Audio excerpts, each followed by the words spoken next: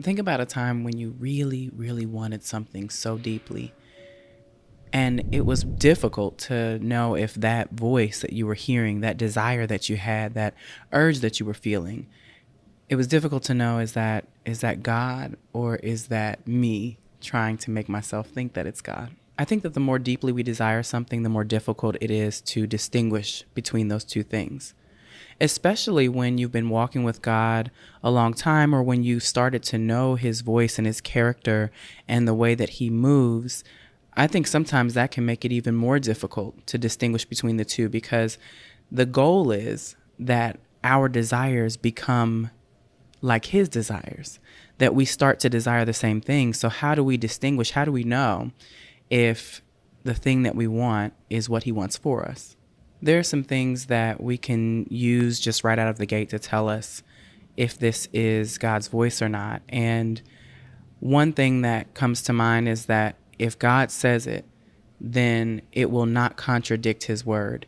It will not go against his character. You will not have to lie, cheat, steal, sin to get it. You won't have to go against one part of the Bible to gain what it says in another part of the Bible.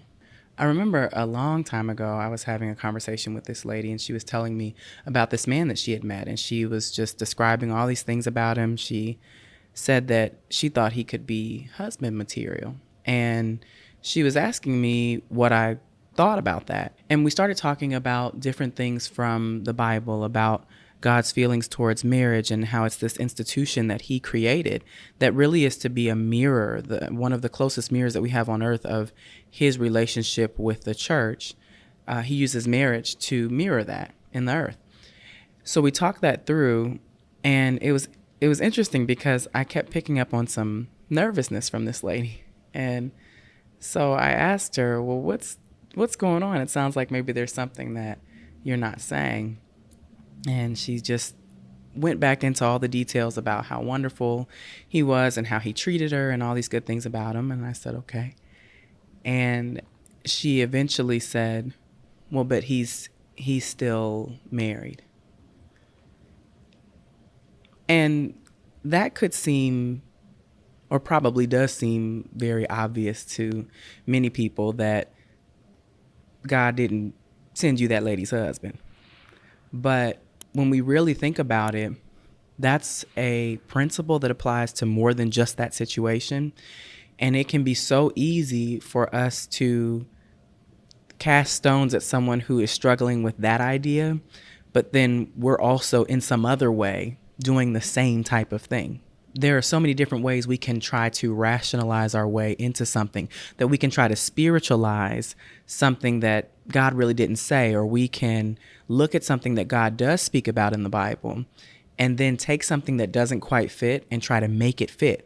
We've done that. People do that. We do that in so many different situations. And while this scenario that I just talked about seemed more obvious, there are other ways that I think can be pretty common to us that we do.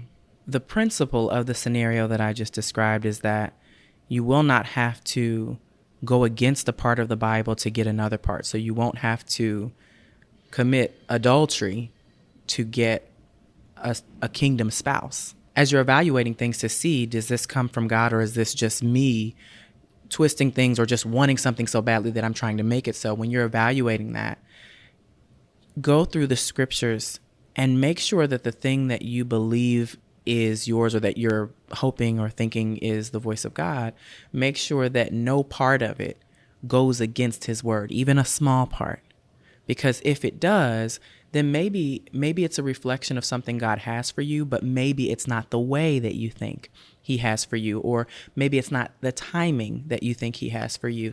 Sometimes we can hear God's voice about a thing, and then we can add to it, or we can interpret it our own way. So maybe he does have that promise for us, but we've now made it something else by adding to it. Because as soon as we add to it or take away from it, which is why the Bible warns against doing that when it comes to the scriptures, as soon as we add to it or take away from it, it is no longer what God said.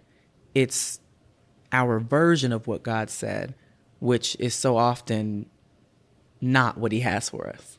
Here's another question I ask myself when I am sensing or hearing something that I want to distinguish, is it God or is it just my own voice or my own desires?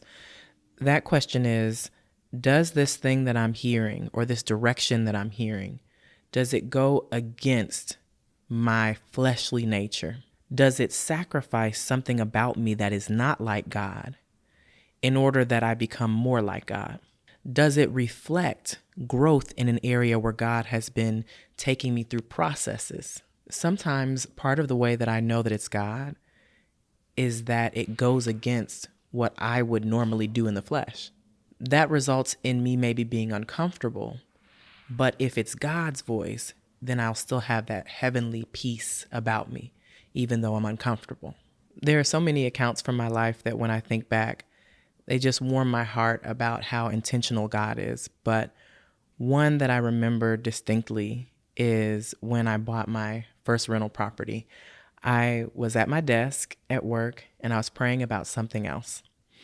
And I truly wanted God to give me this other thing because in my mind, that other thing was the only way that I was going to make the money that I needed to make, that I was going to have the stability in my life that I needed. And I was just kind of begging God to make a way for me to do this thing because I thought that was the path. And as I'm at my desk praying and tearing up, I heard the Holy Spirit say, "Time to buy an apartment building." And I said, okay. Now, I had purchased a home before. I had purchased my first house before that. But I had no idea what it meant to buy a rental property or be a landlord, or I had no knowledge of that. So for the Holy Spirit to speak that to me in a moment where I'm asking him about something else, I was asking him about a way I had done before that had worked before that I thought was a good idea. But he spoke to me something that went against my comfort zone, that was outside of my knowledge base, that would cause me to move forward in faith in a way that my request would not. And that is a lot of why I knew it was God. I wanted to do something that was going to make me money for the next year. He wanted me to do something that was going to set a financial foundation for me that was going to last my life. I wasn't privy to that part of it just yet, but I knew that the clarity that I had in hearing that from him was an indicator that that was God's voice. And I did go through with that process. And to this day, it is one of the best things I could have ever done financially. And for other reasons, it was a very good decision. But God led me there because he knew. And it was against every comfort zone that I had at the time. And it was against the request that I had, the desire of my heart.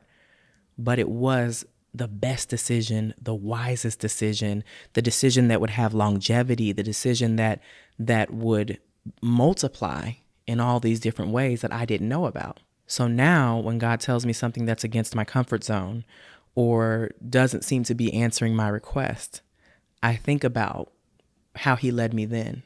And I'm able to say now, Lord, not my will, but yours be done, because I know that your will is better. His way is not just the wise way. It really is the better way. And it doesn't always feel like it in the beginning. And sometimes we don't understand. But part of knowing God is to know that if he leads you there, it is for our good and for his glory.